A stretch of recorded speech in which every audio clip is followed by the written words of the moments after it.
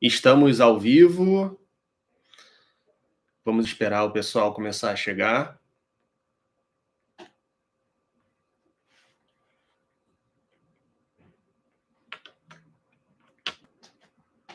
gente pode esperar um minutinho, mesmo, acho que...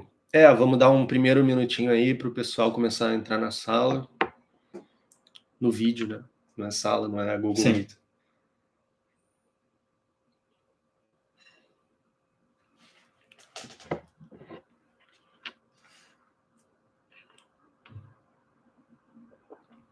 Eu sempre acho engraçado, assim, esses primeiros momentos, né, que a gente espera um pouco antes de começar alguma coisa.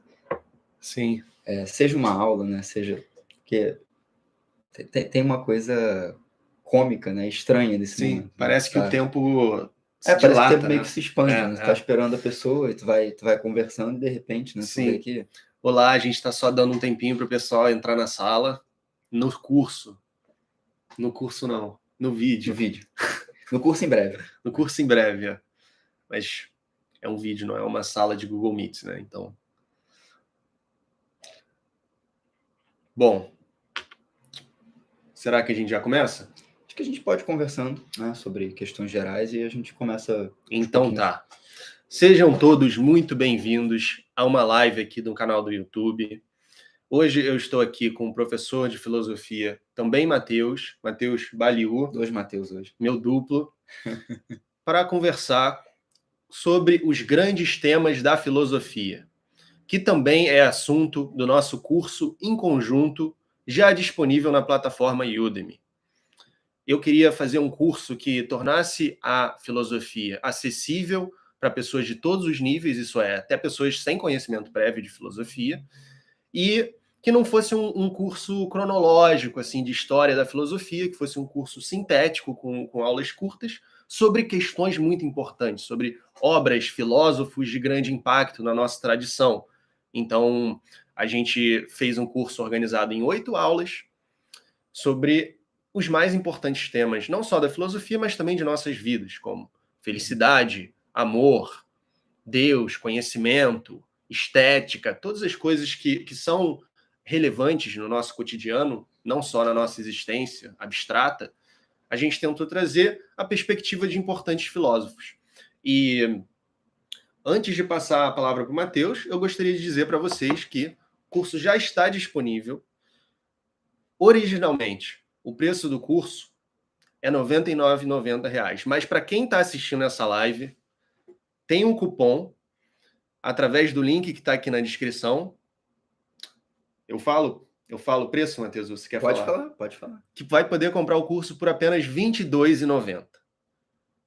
E esse link vai inspirar, esse cupom é exclusivamente para vocês, inscritos do canal, que me ajudaram a chegar no marco de 15 mil.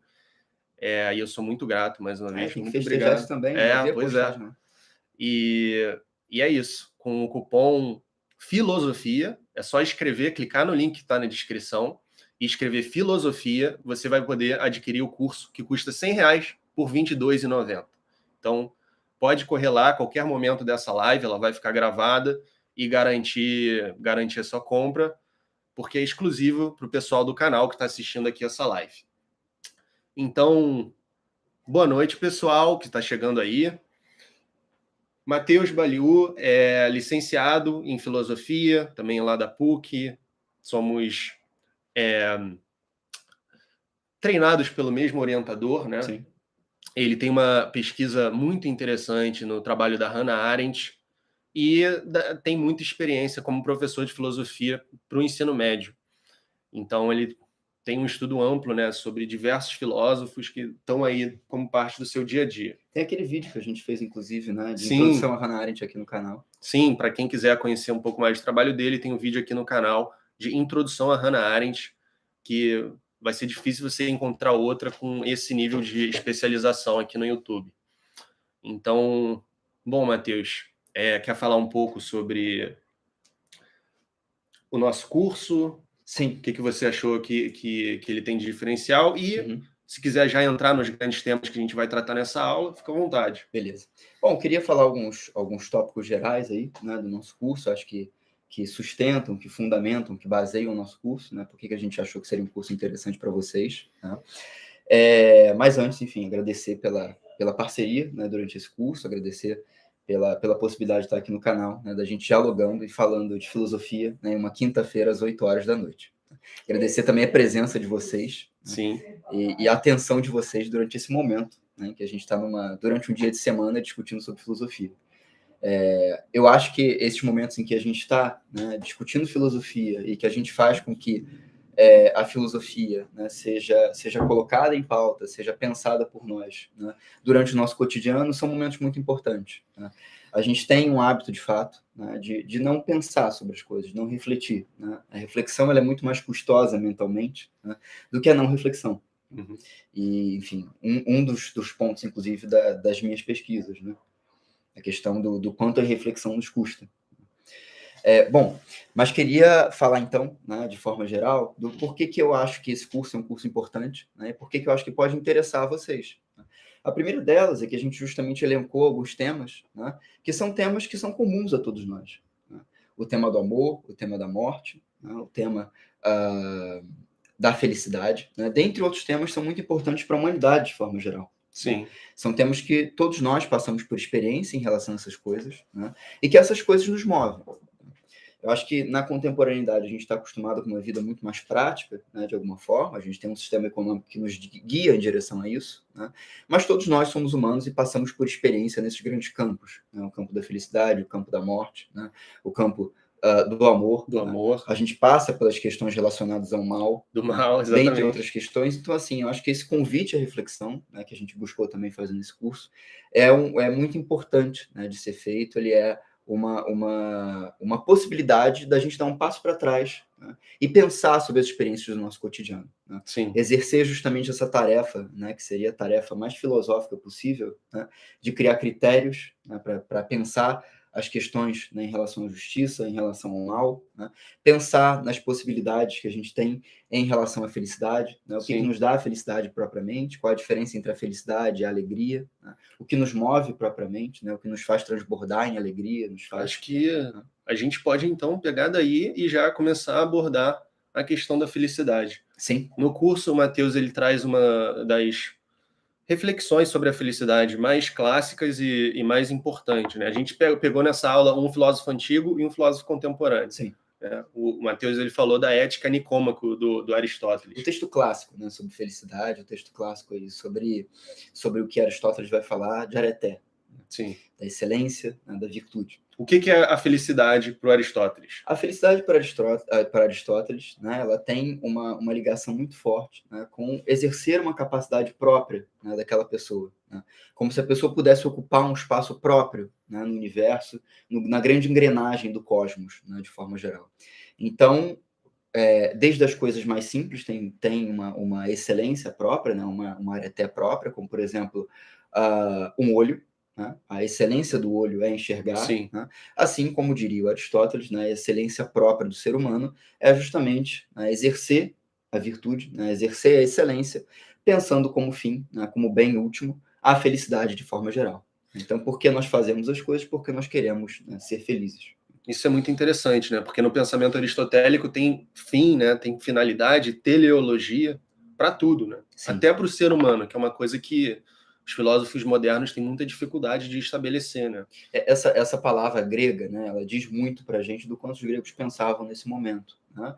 Se a gente separa ela, né, faz uma quebra dessa palavra, né, telos e logia, né, ou logia, né, a gente está pensando justamente no estudo, né, de algo que tem um fim, de algo que tem uma finalidade. Né? A teleologia aponta, portanto, né, para um fim próprio daquela coisa, né, para um fim próprio daquele momento específico. Aristóteles vai pensar, então, que o fim, né, o último do ser humano é justamente a felicidade. Né? Se a gente faz coisas, né, a gente faz coisas para que nós possamos, né, ser felizes em algum momento. E a palavra que ele usava, né, falando aí de palavras gregas, para a felicidade é uma palavra muito interessante, né? Eudaimonia, que diz respeito a estar sob a influência de um daimon bom, né? Sim. E eu não sei se vocês conhecem essa noção de daimon, mas é uma noção importante também que Sócrates comenta na Apologia, né, de que ele tem um daimon que é como um demôniozinho, não no sentido negativo, é uma divindade intermediária, né, que é como uma consciência, né? Ele fala na Apologia. Sim. Diante de qualquer escolha ruim que eu venha fazer, o daimon tá ali para me impedir, para me desvirtuar. Sim. Então eu acho que todo mundo meio que tem isso que eles chamavam de daimon, né? Que é essa consciência que te guia. E o Aristóteles ele desenvolve em torno disso uma noção, né, de felicidade, uma noção própria de felicidade. Sim. O Aristóteles vai pensar essa palavra, né, para pensar sobre a felicidade de forma geral, né, que é o daimonia, e que não pode ser reduzido ao que a gente geralmente, contemporaneamente, pensa sobre felicidade. Né? Tá aí um ponto, inclusive, muito importante nos estudos de filosofia, né, que é não confundir o termo de um autor, né, com o modo, com a acepção que a gente tem hoje no nosso momento. Né? Felicidade, para Aristóteles, não seria essa felicidade mais ligada aos prazeres materiais, por exemplo, né, como a gente pensaria hoje. Né? A pessoa pega uma lancha, ela vai fazer uma viagem, né? Alguma riqueza material, alguma coisa que esteja aí nesse meio. Né? Aristóteles vai dizer que isso pode ser até um meio para um fim. Né? Mas, né, a felicidade ela não se baseia nisso. Né? Ter riquezas, por exemplo, diria Aristóteles, né, é algo que é fundamental, mas não é necessário para ser feliz. Né, nesse sentido. Então é algo que vai dar fundamentos. Né? Mas se alguém, né, tem riqueza, né, e está passando por uma doença, ele pode continuar infeliz. Então, Aristóteles vai pensar aí o que seria propriamente a felicidade, né? O que a gente pode, né, junto com ele, né, pensar, né, que seria essa atividade própria do homem. Sim, e é legal que ele vai relacionar a felicidade à excelência, e hoje em dia, boa noite, Alexandre, bem-vindo, e hoje em dia a gente tem uma noção disseminada que é muito mais voltada para o conforto, né, para uma produtividade também, mas não é esse tipo de excelência que Aristóteles falava, é uma coisa mais mecânica, é uma coisa irrefletida, que o autor contemporâneo que eu trago nessa aula de felicidade, o Byung-Chul Han, né, filósofo coreano, que escreveu A Sociedade do Cansaço, ótimo livro, fica como recomendação, vai tematizar na sua obra. Né? Hoje em dia, segundo ele, a gente não padece, a gente não sofre por um excesso de negatividade, mas por um excesso de positividade. Né? A gente até busca um certo escape disso com coisas usadas de maneiras paliativas, como a meditação, o yoga, né, o exercício. Aí está aquela questão que a gente comentou durante a aula, né, que eu acho que é bem interessante, né, pensar o quanto até mesmo essas práticas, né, que seriam práticas de relaxamento, que seriam práticas de conexão, né, de você consigo mesmo, viram de alguma maneira, né, uma pausa, né, para uma continuidade de uma exploração. É isso que o Churran fala, né, que o homem contemporâneo ele explora a si mesmo. Né?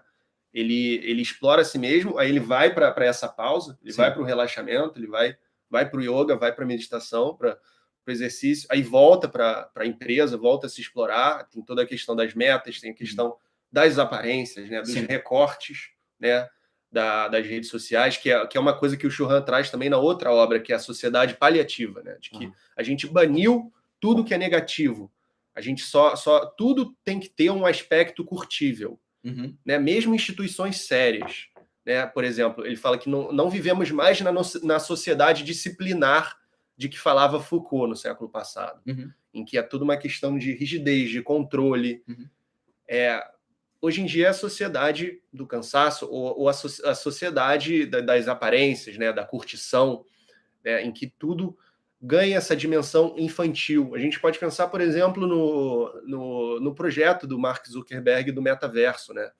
Que é você se fundir, né, com um avatar 3D, né, de aspecto estilizado e abrir mão do que está acontecendo na sua vida, né? E começar a viver nesses dois mundos, fazer conferências, eventos, enfim, comprar bens nesse outro universo. Então tem todo um fenômeno de infantilização do mundo adulto, de olhar para a dor sem que ela possa ter qualquer sentido, né? A dor passa a ser só um inconveniente que tem que ser tratado pela medicina. Não, e permanentemente um inconveniente. Né? A gente passa a cultuar a longevidade, a saúde total e até ideias de imortalidade, né? E de conforto, né? Basicamente. O Nietzsche, o Byung-Chul Han faz referência ao termo do Nietzsche do último homem, né? Que ele traz no Zaratustra, que é esse ser humano mesquinho, que inventou a felicidade e apenas ainda trabalha, né? No Zaratustra ele tá com esse personagem parece uma expressão zombeteira e aí ele diz, né? Nós inventamos a felicidade, disse o último homem e piscou o olho, sabe? Então, essa passagem é muito boa. É muito o que a gente está vivendo hoje, sabe? Que o cara escreveu 2 séculos atrás, assim. Eu estava lendo um livro hoje, né? Eu não lembro exatamente qual o nome do autor, mas é um livro sobre por que ler filosofia. E aí o autor utilizava, né, a expressão um exército de depressivos sorridentes, né? Que seria mais ou menos, né, essa dinâmica da sociedade, né, de mesmo com uma grave patologia, né, causada por uma exploração de um sistema, né, uma exploração, na verdade, de um sujeito com o próprio sujeito, né, também, né, ocasionada por esse sistema econômico, né, ele continua se mostrando, né, aí no mundo das aparências, né, como alguém feliz, né, precisa ter esse imperativo da felicidade. Né? Sim. E aí você vê, né, o agravamento, obviamente, de quadros, né, patológicos, você vê uma série de coisas. Isso é uma análise que alguns filósofos fazem, mais na contemporaneidade, né, que eu acho que é muito interessante, né, da gente pensar, que é essa dinâmica. Se antigamente a gente poderia olhar para o capitalismo, né, e falar, está ali o patrão, né, o culpado pela exploração do sistema, né, quem me faz sofrer, né, agora você tem uma outra lógica, né, em que o sujeito explora a si mesmo, né, e se vê como o self-made man, né, aquele homem que se constrói, aquele homem que se afirma através do seu trabalho, mesmo que esse trabalho faça adoecer, mesmo que esse trabalho excessivo, né, o faça ter algum tipo de patologia psíquica. Ele se sente feliz, né, explorando a si próprio. Sim. Né? Ele sente que está fazendo uma coisa... Ele sente a realização, né, o que seria muito diferente dessa felicidade que a gente estava comentando do Aristóteles anteriormente. Né? Sim. Há, de fato, na execução, né, de uma tarefa própria do homem, né, nessa atividade própria do homem que a gente comentou do Aristóteles, né, há, de fato, uma questão de realização junto. Né? Mas não é uma realização de exploração. Né? Até porque os gregos concebiam o trabalho, né, o regime de trabalho, de forma muito diferente do que a gente concebe. Né? Sim. Então, acho que essas são questões interessantes aí para a gente pensar e que a gente trouxe no curso. Né? Inclusive, a primeira aula do curso, que é sobre felicidade, está disponível para você assistir sem comprar. Você pode clicar no link, assistir a primeira aula inteira, que a gente explora essa questão da felicidade. Sim. E aí, se gostar, com o cupom FILOSOFIA, só escrever lá no campo do cupom FILOSOFIA, você vai poder comprar o curso por apenas R$ 22,90. Então, bom, vamos falar então um pouquinho de liberdade, que também é outra questão muito importante, né? Liberdade, assim, é uma coisa que permeia toda a história da filosofia, permeia a teoria política, né? Tem várias formas de pensar a liberdade. A gente pode pensar num livre-arbítrio, né? Será que somos livres ou a gente vive num mundo determinístico, onde a gente acha que é livre, mas não é? Né? Isso por alguma entidade metafísica ou mesmo por questões de neurociência, dos nossos impulsos, né? Até em que medida a gente é livre.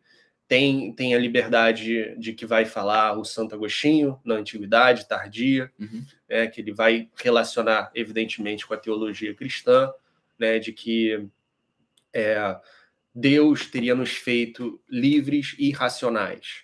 E por isso, ele precisou permitir que a gente fosse capaz de escolher entre o bem e o mal. Por isso que existe mal humano no mundo, né? Não é porque o mundo é imperfeito ou porque Deus é ruim, mas é porque, para nos dar esse presente, Deus teria precisado nos tornar livres. Senão, né, que presente ele estaria dando para a gente? Que dádiva ele estaria dando para a gente?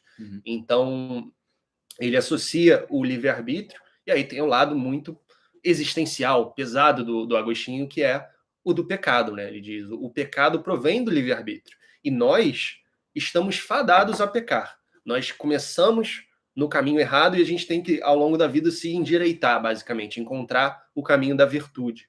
Né? Que é uma coisa que vai permear a filosofia antiga, lá desde o Aristóteles, que a gente estava falando, né? Passando pelos estoicos, e vai encontrar o seu caminho na filosofia cristã, muito embora Agostinho tenha uma influência de Platão e não de Aristóteles. E, claro, tem liberdade.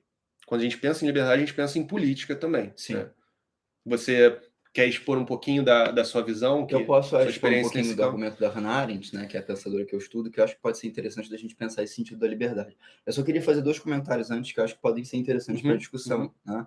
Inclusive, avisar o pessoal que se eles quiserem fazer alguma pergunta, né, para postar no chat. Né? Isso. Porque a gente interage com vocês aqui em tempo real, a gente pode ir respondendo as perguntas, encaminhando as dúvidas de vocês. Né? Lembrando novamente do curso, né, que eles quiserem comprar o curso, está na descrição, né, e tem o nosso cupom para essa live que vocês podem acessar e ter um bom desconto no curso. Tá? A questão da liberdade, eu acho interessante a discussão, né, principalmente no momento em que a gente ouve cotidianamente nos discursos, né, a palavra liberdade. Né? E a gente ouve diferentes tendências políticas falando sobre essa palavra, né, com significados completamente diferentes, né, em relação a acontecimentos completamente diferentes. Né? Então você vê desde os liberais, né, assim, os liberais, né, que a gente chamaria aí de liberais nos costumes, né, até os conservadores, né, falando sobre liberdade, por vezes em assuntos completamente diferentes e antagônicos. Né? Então a grande questão é entender aí o que é a liberdade. Né? Um ponto que eu acho muito interessante, né, a gente pensar justamente essa questão da liberdade do sujeito, né, e da liberdade da sociedade de forma geral, né, da liberdade política, né, se a gente fosse assim falar. Né. Quando a gente pensa na liberdade do sujeito, né, a gente pode pensar uma liberdade mais ligada ao Santo Agostinho, por exemplo, né, como a gente comentou. Santo Agostinho afirmaria que, por exemplo, até mesmo o escravo pode ser livre. Né, basta que ele esteja em contato com Deus, né, através de suas orações, né, através do seu cultivo, né, de religiosidade interna. Hannah Arendt, que é uma pensadora contemporânea, né, já é uma pensadora do século XX, né, vai pensar que liberdade, né, é algo que só pode ser exercido em público. Tá? Hannah Arendt, como eu inclusive comentei um pouquinho no curso, né, vai ser essa pensadora tanto criticada por liberais quanto conservadores, né, por esquerda, por direita, né, vai ser uma pensadora com um pensamento muito indomável, de alguma maneira. Eu não vou conseguir encaixar ela em uma categoria específica. Né. Hannah Arendt vai dizer, né, que a liberdade, né, é uma liberdade sempre exercida em público. Né. Não há liberdade privada, não há liberdade particular. Né. Ela ainda provoca, num texto dela, né, em que ela escreve que liberdade é para ser livre. Né. O nome do texto é Liberdade para ser livre. E o que ela quer dizer com isso? Né? Essa coisa que parece redundante à primeira vista. Né? Hannah Arendt está pensando justamente numa experiência de liberdade que não seja utilitária. Né? Uma liberdade que não seja utilitária com determinados fins, como, por exemplo, a construção de um partido, a construção de uma nação, né? A construção de algo especificamente. Né? Mas simplesmente liberdade para que as pessoas possam agir, né? Para que as pessoas possam aparecer, né, em público, possam fazer política, né, segundo o significado dela, que vocês podem ver lá no nosso curso, né? Possam fazer política livremente, né, através de atos, né, e discursos. Né. Isso é muito importante para Hannah Arendt, porque, diferentemente do Heidegger, que a gente inclusive vai comentar na questão da morte, né, o ser humano não é só um ser que está fadado ao fim. Né, não é somente um ser para a morte, né, mas é um ser que faz novas coisas, é um ser que inova, né, um ser de criatividade, é um ser que bota a criação, né, no mundo. Sim. Né? Diria ela, inclusive, que a gente nasce 2 vezes, né? No momento do nascimento e no momento que a gente nasce para a política. A política para Hannah Arendt não teria significado, né? Que seria o significado do nosso tempo, né? Como algo que não tem dignidade, algo sujo, né? Algo dos porões, né? E das conversas privadas. Sim. Né? Política para Hannah Arendt seria essa participação no público. Sim. Né? Seria essa criação de novas coisas. Né? Esse espaço onde o ser humano pode exercer, né, a sua liberdade propriamente. Enquanto a liberdade só existe, né, enquanto nós fazemos esses atos, enquanto nós fazemos esses discursos. Né? Eu utilizei alguns exemplos na nossa aula. Né? Vocês podem verificar lá na aula, né, sobre liberdade, e que eu acho que pode ser muito interessante para a gente desafiar um pouco essas noções mais cotidianas, né? Sim, e a gente dá justamente esse passo que é mais próprio da filosofia, né? Dar 2 passos atrás e tentar repensar alguma questão que se tornou tão trivial no nosso cotidiano. Sim, e falando em questões triviais, ainda no assunto Hannah Arendt, a gente tem uma reflexão muito original sobre a questão do mal, né? Que também é um tema no nosso curso, do mal no século XX, né? O problema do mal, tenho vídeos aqui no canal falando sobre isso, né? No curso eu falo, também trago essa perspectiva do Agostinho, sabe? O mal não provém de Deus, segundo ele, né? Ele está falando do mal aí, metafísico do mal, sabe? no sentido ontológico, assim, ele diz que o mal não tem substância, o mal é a ausência de bem, é um desvio, é algo que era para ser de determinada maneira que aconteceu de outro jeito. Por quê? Porque ele precisou dar liberdade para os entes, senão não teria, né, não teria ser. Seria só ser pleno, ele não teria como criar esse mundo belo e divino que ele faz. Né? Então, o mal, nessa filosofia, nessa teologia, não provém de Deus. Ok, mas esse é o mal no sentido mais amplo. Né? E no curso, Mateus ele fala, né, se puder falar um pouquinho agora também dessa questão da reflexão da Hannah Arendt sobre o mal visto no século XX, do mal do totalitarismo, que é uma forma nova de maldade. Né? Eu comentei um pouco mais a fundo, né, sobre a discussão da questão, né, do mal em Hannah Arendt, né, no curso. Tá? A discussão é um pouco mais profunda do que eu vou apresentar aqui nesse momento, só para a gente ter uma noção geral aí do que pode significar. Mas o que eu acho muito interessante é que a Hannah Arendt, nesse sentido, ela vai pensar um mal que não seja um mal teológico, né, não seja um mal metafísico, né, não seja um mal que tenha sido visto anteriormente, né, mas é um mal propriamente humano e inédito, de alguma maneira. Né? Eu acho que essa palavra, para a Hannah Arendt, é muito importante, né, tanto em muitos momentos em sentido negativo quanto em sentido positivo. Né? A gente tem aí a questão das ações humanas serem inéditas, né? Novas coisas boas poderem surgir a público, né? E o ser humano exercer sua liberdade, mostrar que é um ser de liberdade. Né? Ao mesmo tempo, a gente tem também aí novas coisas que surgem, né, no espaço público que são devastadoras. Né? E o que a Hannah Arendt vai chamar propriamente aí, né, de um novo mal que surge com o totalitarismo, que é o mal banal. Em Origem do Totalitarismo, a gente vai ter a Hannah Arendt pensando aí o que seria exatamente esse mal do nazismo, né? E da execução dos judeus de forma geral. Né? Num livro posterior ao Origem do Totalitarismo, que é o Eichmann em Jerusalém, né, um relato sobre a banalidade do mal, onde ela vai cobrir justamente o julgamento de Adolf Eichmann, né, que vai ser um carrasco, né, do governo nazista, vai ser um daqueles que vai planejar o Holocausto, né, vai fazer o plano de envio de judeus e outros inimigos públicos para os campos de concentração. Ela vai pensar, né, como esse mal de Eichmann, né, não é um mal parecido com o que havia sido visto anteriormente pela humanidade. Né? Esse mal, né, por ódio, esse mal por rancor, esse mal por inveja, né? Mas um sujeito, né, que é um burocrata, um sujeito que vive, né, atrás de uma mesa assinando papéis, né, e que comete um crime, né, uma série de crimes, na verdade. Né? Se não me engano, ela listava mais de 9 crimes contra a humanidade lá durante o julgamento. Né? Um sujeito que comete um crime, né, que não é um crime motivado por ódio, por rancor ou por inveja dos judeus, né? Mas que é um crime motivado por simplesmente, né, irreflexão. Né?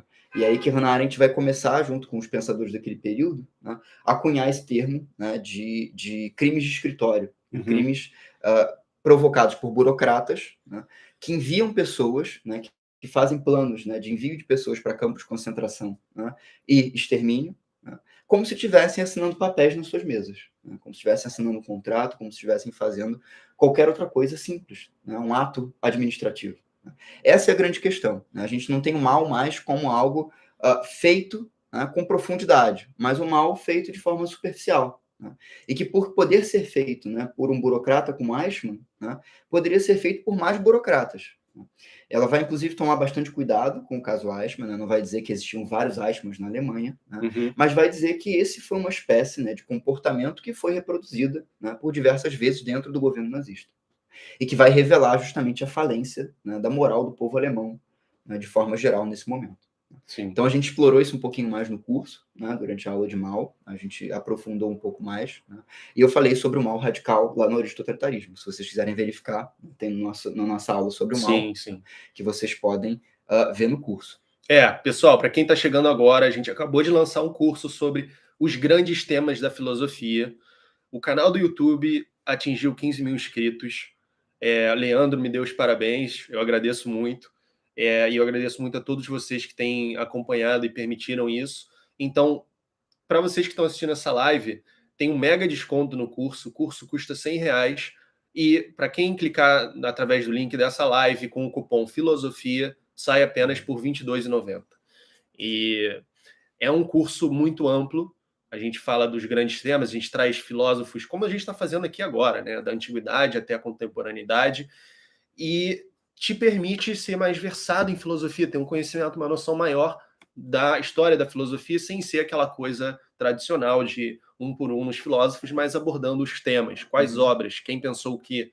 Então, eu recomendo muito para pessoas de todos os níveis que quiserem se aprofundar mais aí na filosofia. Acho que a gente pode falar um pouco também sobre a questão da morte, né? Sim. Que é também um tema que, sinto lhe dizer, te afeta tanto quanto afeta a mim ou a ele, né? Todos nós vamos padecer eventualmente. Spoiler. Spoiler alert. Mas nessa aula a gente também traz um filósofo antigo e um filósofo moderno. Eu falo do Epicuro, falo um pouco também de Sócrates, né? Na Apologia de Sócrates, quando Sócrates é condenado à morte, ele meio que trata a morte como se fosse um presente, como se fosse um bem, né? E é uma coisa que o Nietzsche vai criticar muito, né? Depois, mas enfim. Ele diz que para um homem bom não é possível que nada de ruim aconteça, nem na vida nem na morte. De duas possibilidades, né?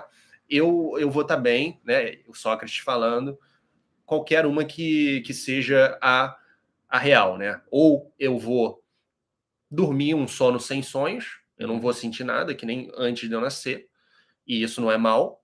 Ou então vai ter uma recompensa, um paraíso, alguma coisa assim, e eu, como homem bom, eu vou desfrutar disso, né? Então ele foi totalmente sereno, né, para sua condenação, para tomar a cicuta, né? Enquanto seus discípulos lamentavam profundamente. Eu acho que é importante a gente esclarecer essa passagem, né? Sócrates foi condenado pelo tribunal, né, dos atenienses, né, por supostamente ter inventado novos deuses para a cidade, o que não é verdade, Sim. E por, né, ter supostamente corrompido a juventude. Sócrates era um pensador, um filósofo, né, que vai se tornar aí nesse julgamento um mártir de alguma maneira, né, da filosofia, um mártir da ética, né, buscando, né, mostrar a esses jovens, né, mostrar a essa população de Atenas, né, que eles poderiam pensar de forma diferente, né, em relação aos temas em geral. Né. O que vai, inclusive, fazer com que muitos atenienses, né, fiquem nervosos com Sócrates, né, a sua insistência nas questões. Né. Sócrates vai chegar para um general, por exemplo, né, e vai perguntar a esse general o que é coragem. Né? Ora, né, o general supostamente saberia o que é coragem, o que Sócrates mostra que ele não sabe. Né? Sócrates vai perguntar, né, a alguém que exerce a justiça o que é a justiça, um juiz de Atenas. E você descobre que, na verdade, aquele juiz de Atenas não faz ideia do que seja justiça. Né? Ele vai dar termos gerais, mas ele não consegue dizer o que é a justiça em si. Né? O que é a justiça, né, com J maiúsculo. Sim. Né? E, obviamente, né, por esse incômodo, né, e por essa perturbação social, né, vão condenar Sócrates a ingerir um tipo de veneno, né, que paralisa o seu corpo. E o Sócrates é um personagem, a gente poderia ficar lives e lives inteiras só falando sobre ele. Né? Foi você que Tem me a falou. fala do Foucault. Né? Fala do Foucault. O Foucault comenta, né, que todo mundo, para ser considerado um bom filósofo, tem que dar pelo menos um primeiro curso sobre Sócrates. Pois é. Sócrates seria aí a figura de entrada na filosofia. Você só se prova filósofo quando der um curso sobre Sócrates. Ele é o modelo máximo do filósofo, né? Falando, todo filósofo da tradição ocidental, todo grande filósofo, falou alguma coisa sobre Sócrates, seja para elogiar ou para criticar, né, ferrenhamente.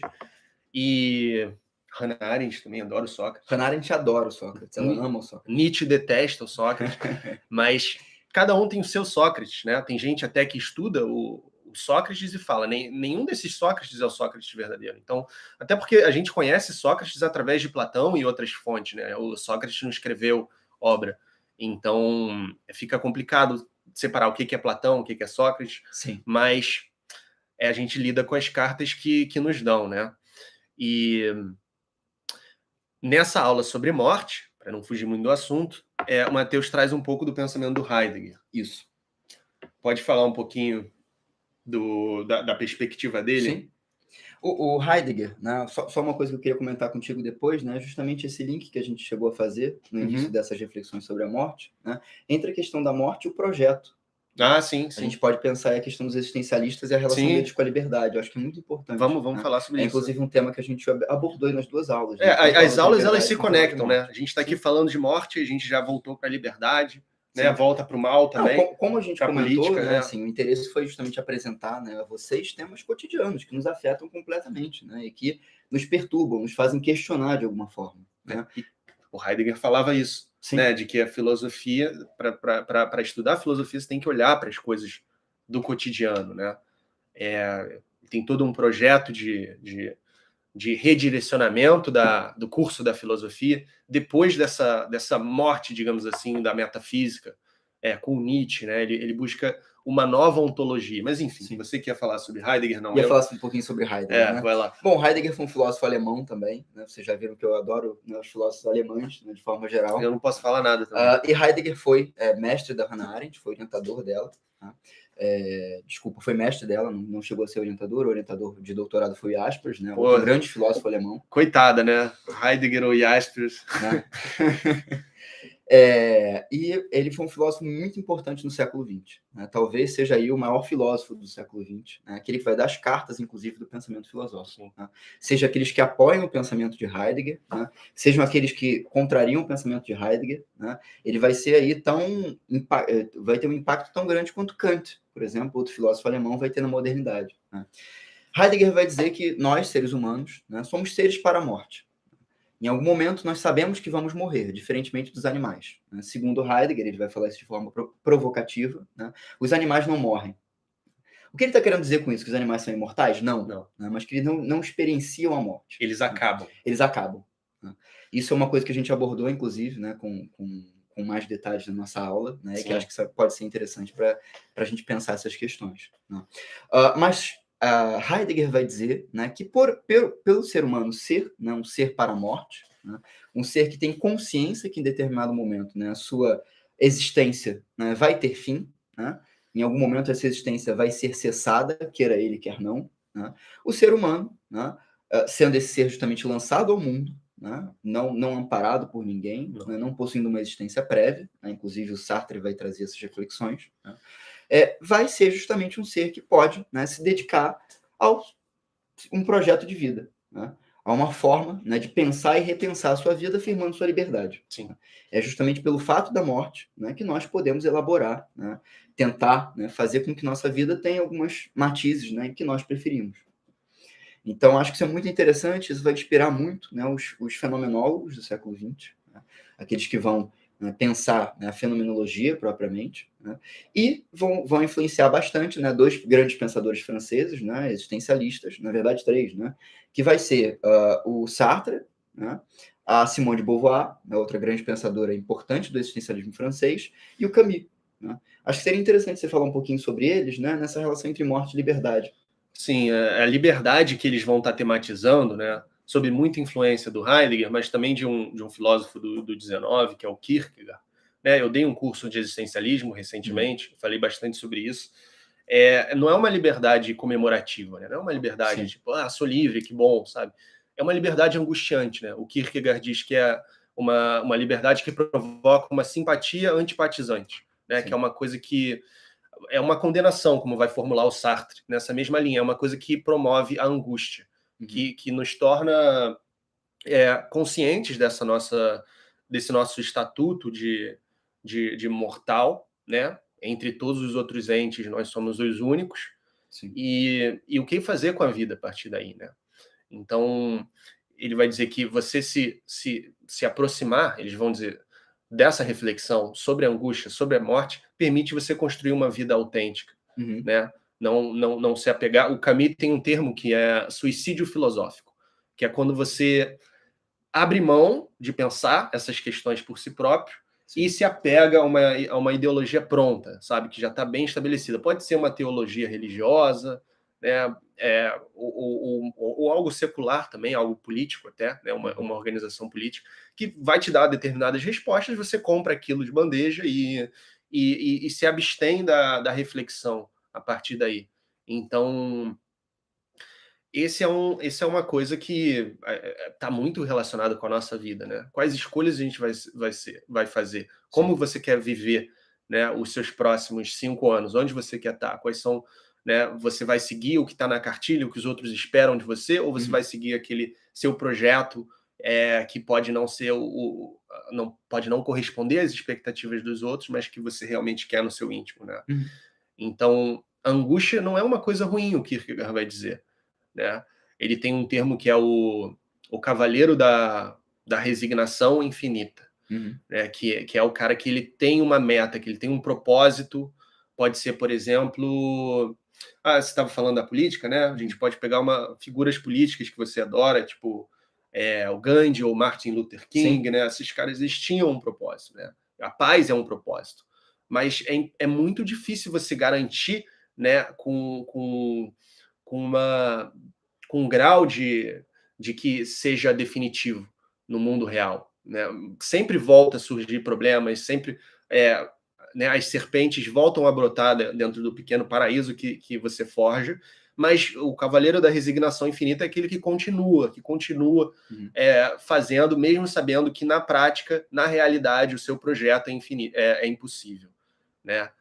Na sua completude absoluta, né? Ser professor ou ser artista, né? Buscar a grande beleza, buscar superar uma obra, né? Tentar trazer da sua cabeça para a matéria uma obra de arte. Isso também é um projeto que na prática é impossível. Mas os artistas continuam um atrás do outro, sabe? Os professores, né? O projeto da educação em lugares pobres, tudo isso está dentro do pensamento existencial. E Kierkegaard era um pensador religioso, então ele vai falar que tem outro personagem ainda mais louvável, tá? Que é o Cavaleiro da Fé, que é aquele que, apesar de todos os problemas do nosso mundo, ele não abre mão da sua fé em Deus, né? Ele identifica Deus com o absurdo. E ele olha para o mundo como ele e enxerga nessa imanência, nesse mundo de fluxo, de devires, a transcendência, né? Ele olha para esse copo, para esse telefone, e ele consegue ver Deus aqui. Ele vê Deus nas pequenas coisas, ele consegue se alegrar com facilidade, né? Não precisa ser um monge, não precisa ser um padre, não precisa ser nada disso. Pode ser um funcionário do banco, né? Mas é toda uma atitude diante da vida, né? De você enxergar a transcendência na imanência. E esse é o desafio do ser humano para ele, né? Porque nós somos isso. Nós temos pensamento racional, espiritualidade, e também somos matéria, né? Nós somos também seres que padecem, seres determinados. Então, a gente é quase como um cruzamento do eterno com o temporal, né? Sim. E está aí o símbolo da cruz, né? Do cristianismo. E o Kierkegaard, ele vai ser um filósofo que vai pensar isso com todo o seu ser, assim. E vai ser muito influente na filosofia existencial, né, do século XX, e também na psicologia. Você quer comentar mais alguma coisa sobre liberdade, ou a gente pode passar para... eu queria comentar mais algumas coisinhas sobre o Heidegger, né? O pessoal tinha Por favor. Tem chat, perguntas né? no chat. Quer ler agora algumas delas? Não, posso comentar, eu já dei uma olhadinha ali. Beleza. Eu queria comentar justamente essa relação, né, entre a morte, né, e a angústia, né, que é tão importante. Justamente pelo ser humano ter essa ter essa consciência da morte, né, saber que em algum momento, né, ele vai, né, acabar, né, ele vai morrer, né, o ser humano é justamente esse ser, né, que pode fazer com que as suas possibilidades, né, o seu campo de possibilidades seja posto em prática, né, e que ele possa justamente fazer um projeto sobre isso. Né. E aí Heidegger vai pensar, né, em como isso se dá, né, como isso pode ou não se dar, inclusive. Né. E ele vai pensar a noção, né, de existência autêntica, né, e de existência inautêntica. Né. Essas duas coisas a gente explorou melhor, né, na aula, a gente explorou com mais cuidado, inclusive remeti, né, essa conexão entre existência inautêntica ao conceito de banalidade do mal, né, em Hannah Arendt, né, ligando os pensamentos, né, de Heidegger aos pensamentos de Hannah Arendt. Né. Mas, só para de alguma maneira, né, já falar com vocês como essas coisas estão ligadas, né, a existência inautêntica, a existência autêntica e a morte, né, é o fato de que, a partir do momento em que nós percebemos, né, a nossa própria morte, né, nós podemos fazer com que a nossa existência seja uma existência autêntica, né, seja uma existência refletida, seja uma existência onde o nosso campo de possibilidades esteja colocado diante da realidade, né? Onde a gente possa não viver aquela vida, né, de escritório, onde a gente trabalha, chega em casa, come, dorme, acorda no dia seguinte, trabalha, chega em casa, come, dorme, né, e por aí vai, né?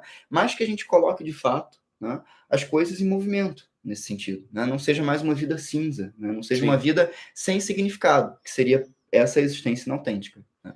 Então, justamente essa angústia, né, esse sentimento que nasce, né, da noção de que em algum momento a gente vai morrer, né, da percepção de que em algum momento a gente vai morrer, é justamente que nos vai despertar, né, esse significado da vida, né, essa possibilidade da gente atribuir um sentido à vida, né, e que acho que é tão importante. Sim.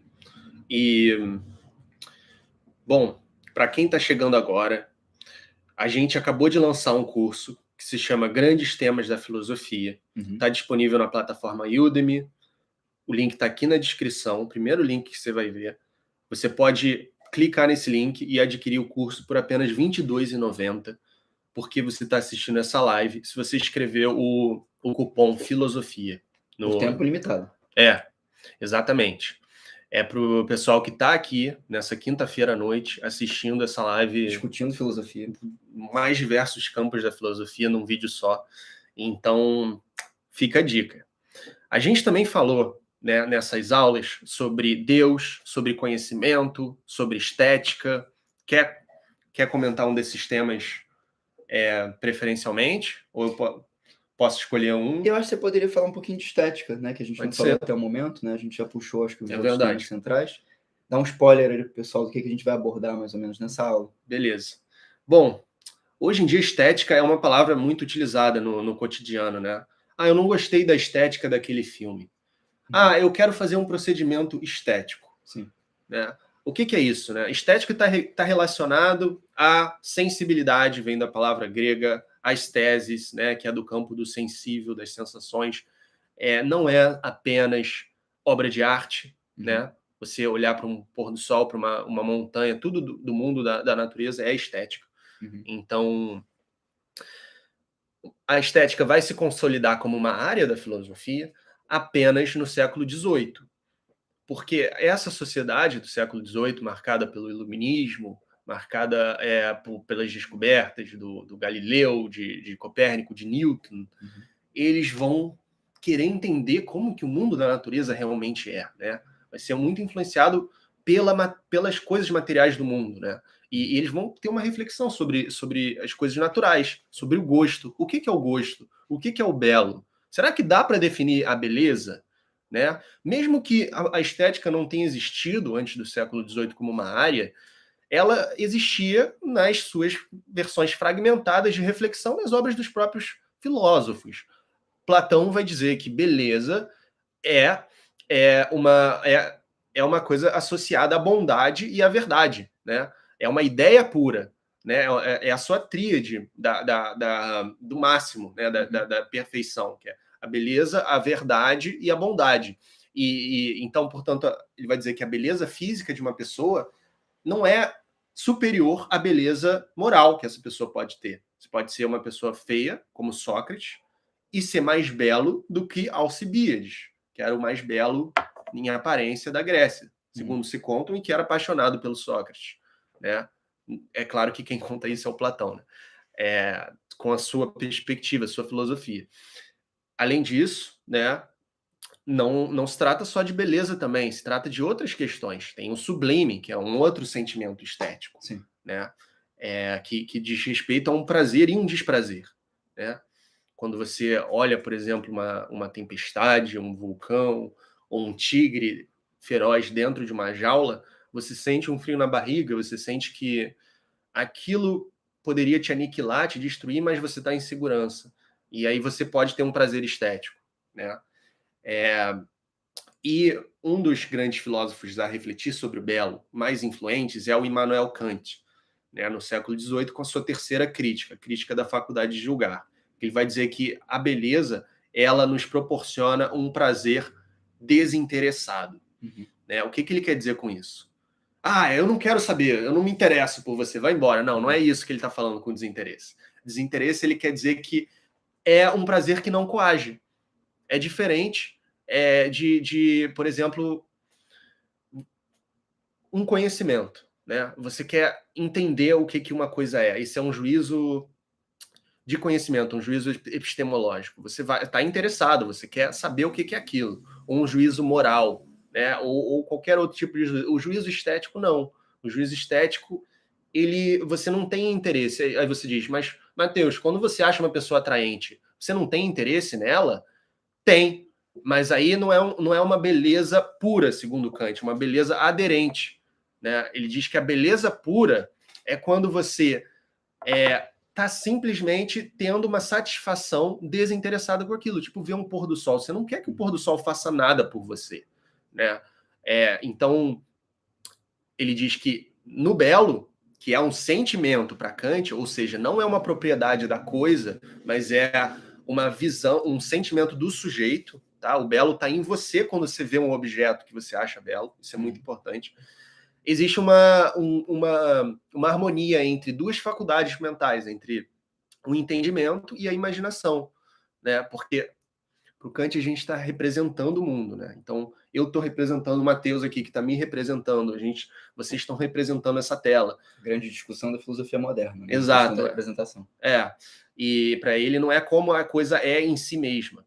Então é subjetivo, sabe? Mas no caso do belo, a imaginação consegue dar uma forma bem conforme afins do entendimento, né? Então você está me vendo porque você está representando bem, você está confiando na imagem que a sua imaginação te deu de mim, né? Agora, é diferente com o sublime.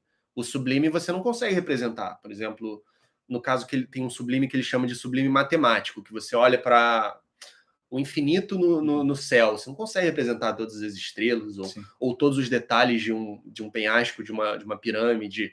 E aquilo te causa um desprazer que também causa um prazer, né? Por quê? Porque você pode pensar nessas coisas. E aquilo nada pode. Aquilo não tem essa abstração. Então é um sentimento um pouco mais complexo, mas na aula do curso eu esclareço mais. Deixa eu só fazer uma provocação aqui, porque eu acho que é uma pergunta, né, um assunto que tem muito a ver com o nosso cotidiano e estética, né? Gosto se discute? Se discute completamente. Para o Kant, para mim, acho que para você também, é muito importante discutir o gosto, senão acaba, não tem o debate, não tem política, né? Se não se discute o gosto, justamente por ser subjetivo. E ele fala uma coisa curiosa, que mesmo não sendo uma coisa objetiva, a gente sente o sentimento de belo com uma pretensão à universalidade. A gente assume que todo mundo vai concordar, sabe? Eu adoro essa pintura, né, da Mona Lisa. Tem gente que vai detestar.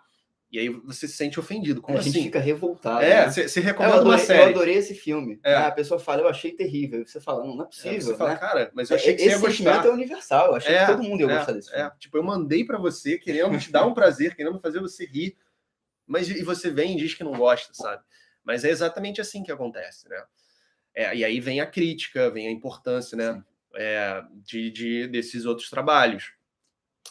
Uma pergunta: o belo pode variar de acordo com a cultura, né? Com certeza, né? Por ser subjetivo, a gente tem uma noção de beleza, sabe, que é diferente da noção de beleza de sociedades tradicionais, né?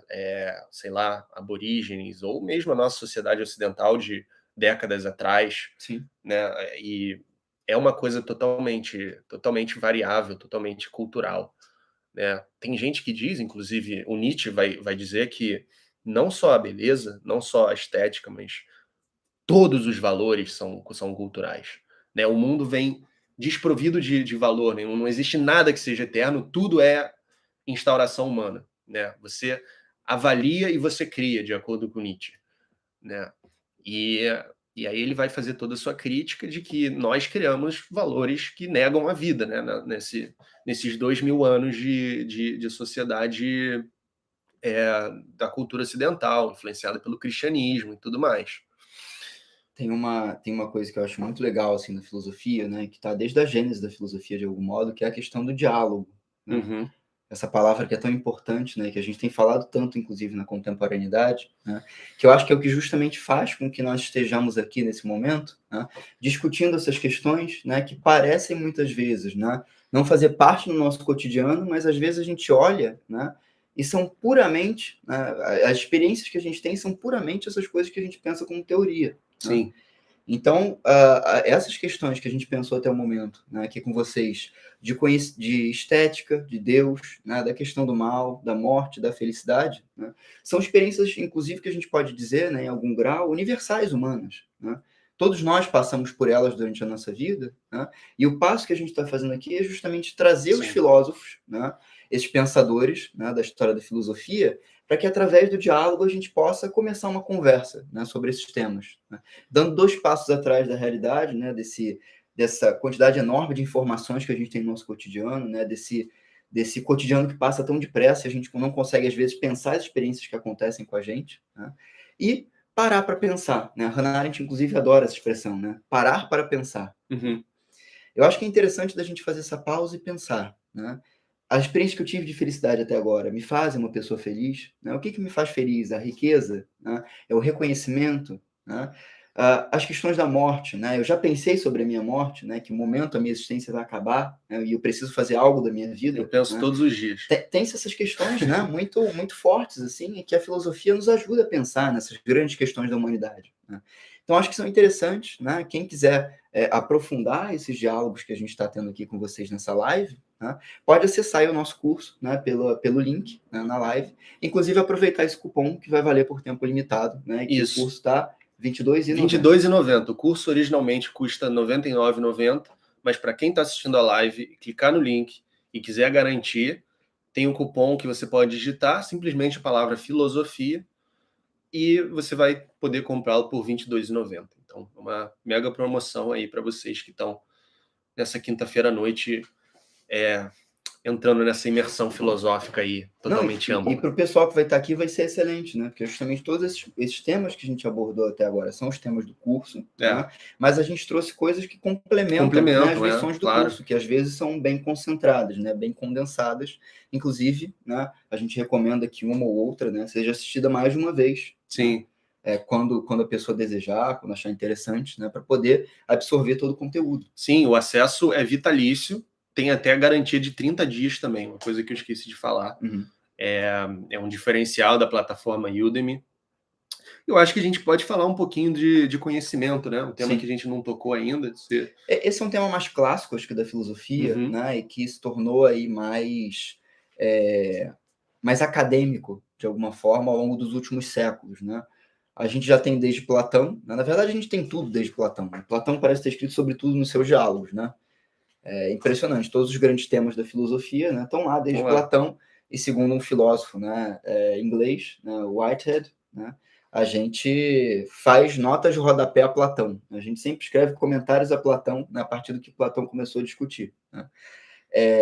Mas o que é interessante, né, é pensar justamente como, né, alguns temas se tornaram mais próximos da filosofia, mais próximos da academia, de alguma forma geral, né, e quais temas foram sendo abandonados ao longo dos séculos. Né? Eu estava discutindo isso com o Matheus antes da gente começar a live, né, sobre como muitas vezes, né, com o passar dos anos e essa, de alguma maneira, uma tentativa de academizar cada vez mais o debate, né, tornar o debate cada vez mais científico, né, a gente acabou, enquanto academia, né, e academia me refiro pelas instituições de ensino superior, né, afastando, né, esses temas mais clássicos da filosofia ou da humanidade de forma geral, como a morte, como a questão do amor, né, temas que não são, na raiz, científicos, né, apesar de poderem ser pensados, né, junto com a ciência.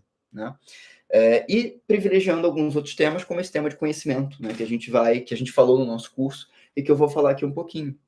Eu trouxe, então, o Platão para a gente começar a nossa discussão, né, sobre conhecimento, né, tentando pensar o que é o conhecimento em Platão, né, e a ideia geral foi pensar aí, principalmente, quais seriam as fontes do nosso conhecimento, né, e o que é propriamente conhecimento. Né, qual a definição de conhecimento, se o conhecimento é um ente andando por aí, né, se é algo que é um construto humano, os seres humanos inventaram conhecimento. Né. Inclusive o Nietzsche tem um ótimo texto sobre isso, né.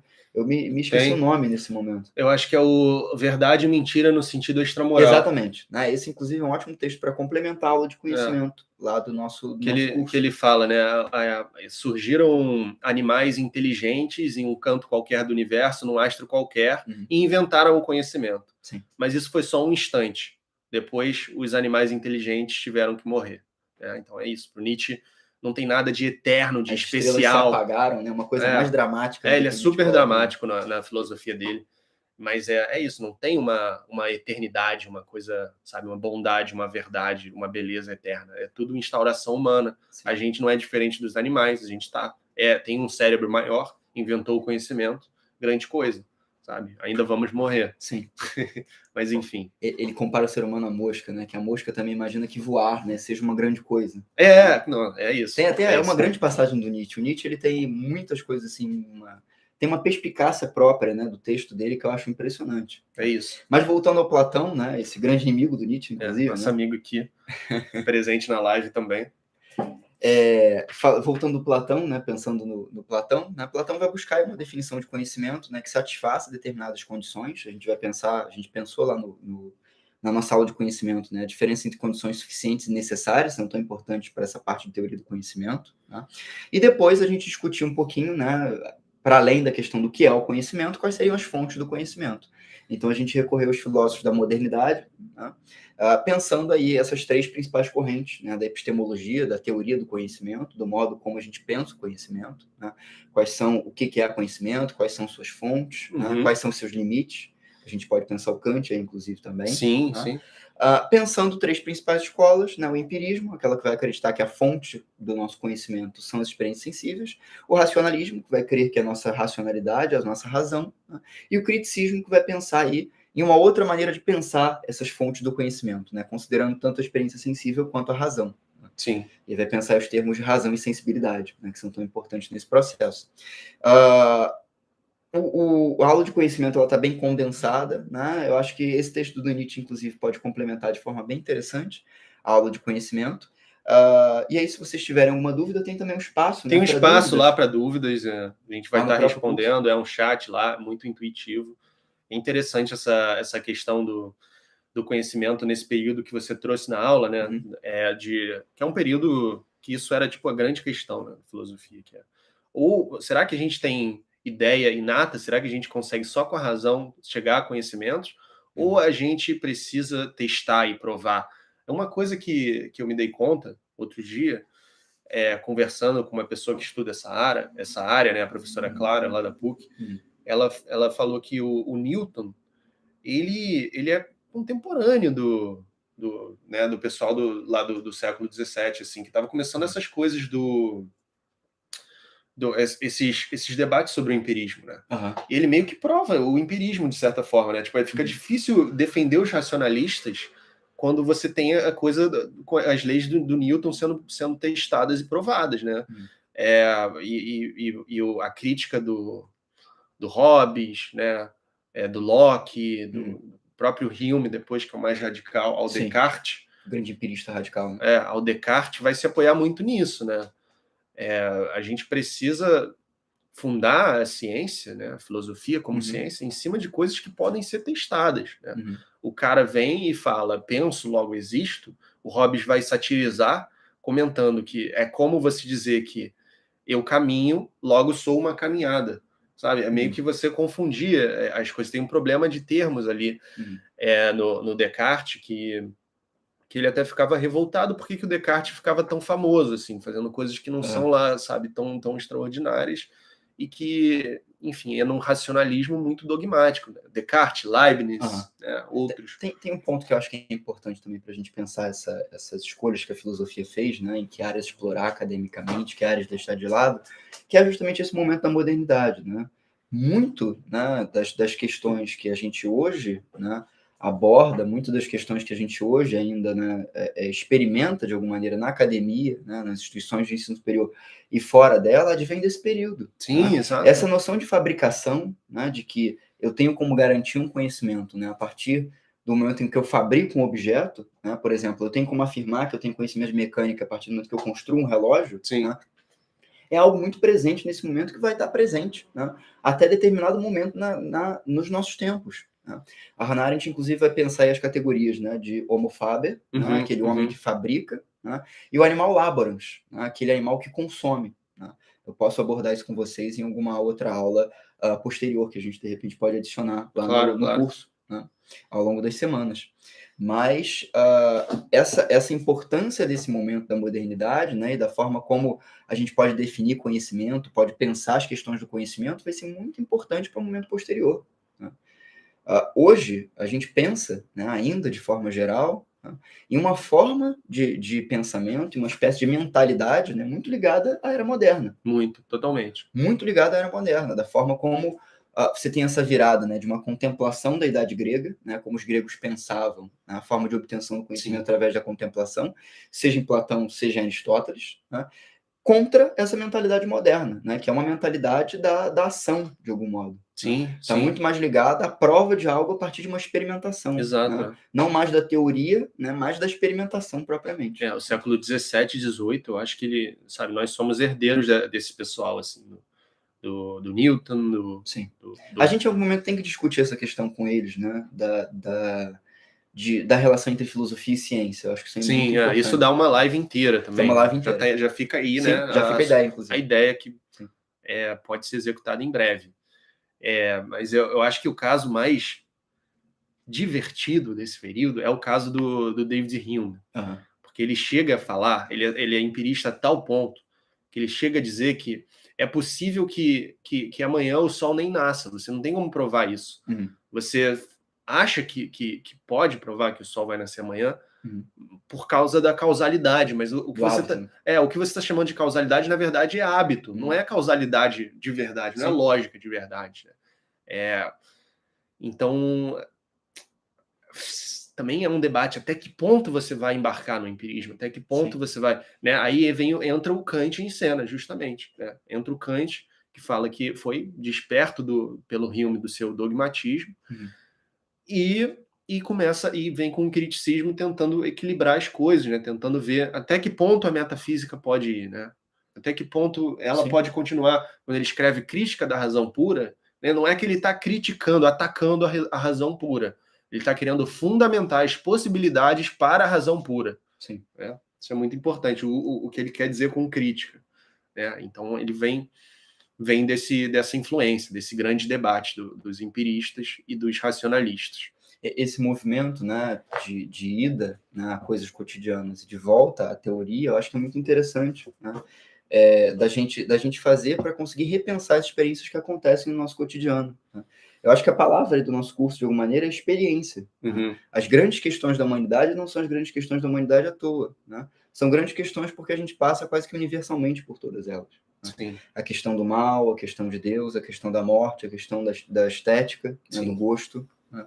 A questão da felicidade. Então, vocês vão poder, né, junto com a gente, né, nas aulas que a gente gravou e nas interações que a gente vai ter, né, depois de vocês assistirem as aulas, né, ou durante o momento que vocês estiverem assistindo as aulas, né, a gente vai poder ter essa experiência juntos, né, e conversar sobre esses grandes temas, né, que fazem, né, parte do nosso cotidiano. Né? Basta que a gente dê 2 passos atrás e repense as experiências que estão tão presentes aí no nosso dia a dia. Então, pessoal, já fica aqui mais uma vez o convite para você clicar no link que está aqui na descrição e adquirir o curso com o desconto mega especial que a gente está trazendo aqui para vocês nessa live, que é você poder comprar o curso que custa R$100 por R$ 22,90 com o cupom Filosofia, na área de cupom que você vai ver ali para digitar quando você for concluir a compra.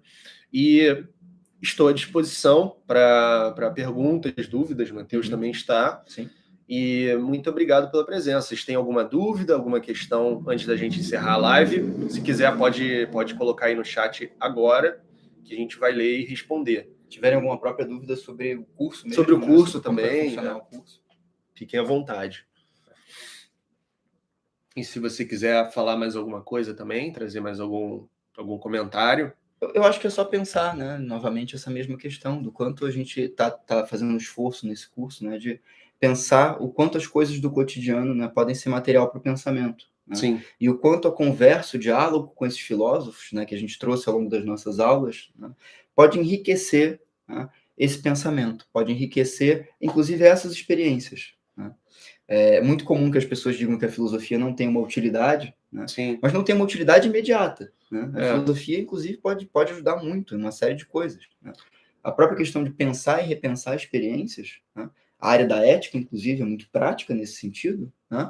Pode fazer diferença na nossa vida em relação às nossas escolhas. E eu diria que a filosofia ela até transcende a ciência, vai além das ciências empíricas, justamente por não ter uma utilidade visível e continuar sendo viva na nossa cultura, no nosso pensamento, né? E ela é até mais nobre por causa disso, né?